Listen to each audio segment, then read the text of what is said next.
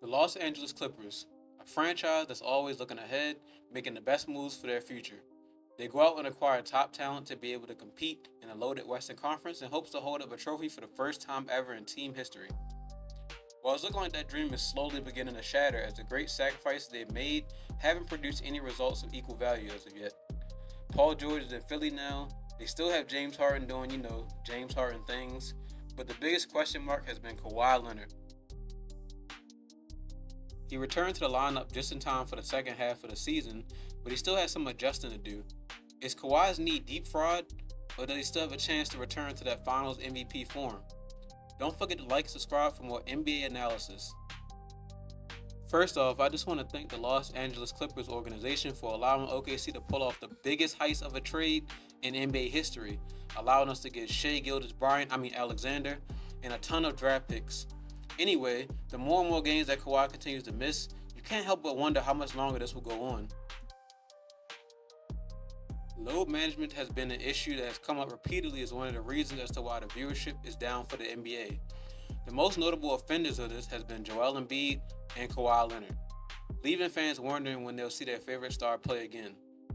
I understand management is trying to play things safe, but if you're a star player and you're healthy enough to play, you should be out there helping you lead your team to victory. In the past, his ability to be in top tier health when it was time to renegotiate his contract either made him a master manipulator or incredibly lucky in terms of timing. Either way, it would be nice to see him be able to play at least 60 games and not let such a historic career go to waste. Leonard made his season debut a couple weeks ago in a victory over the Atlanta Hawks. He appeared to be a bit slow out there as he was getting himself together, but that's to be expected from someone who was sidelined for extended periods of time.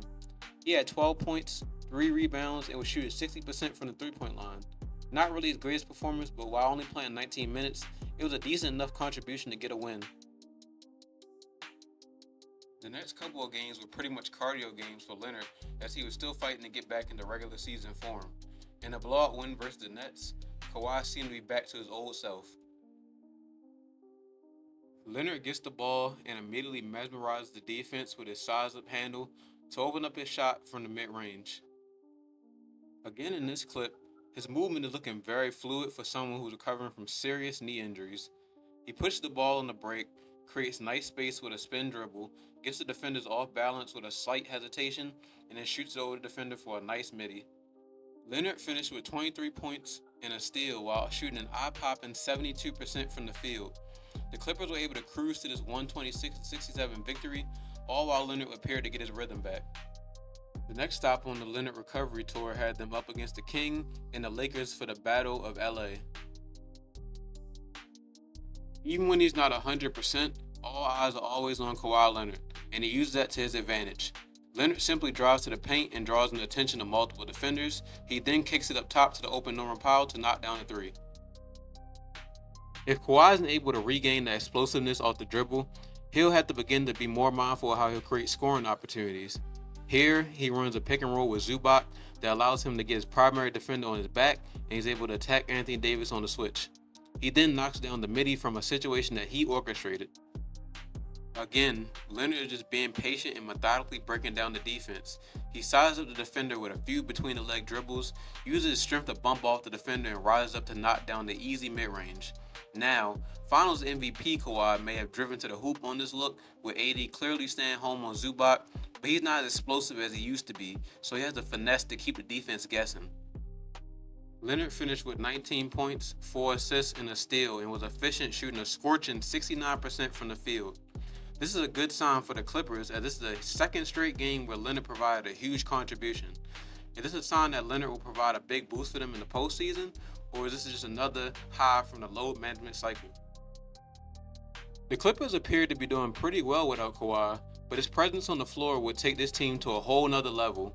The Clippers are currently 5th in the loaded Western Conference. They look to hopefully go on a long postseason run. The offense could definitely use Leonard as things begin to stagnate if Harden or Powell is on the bench.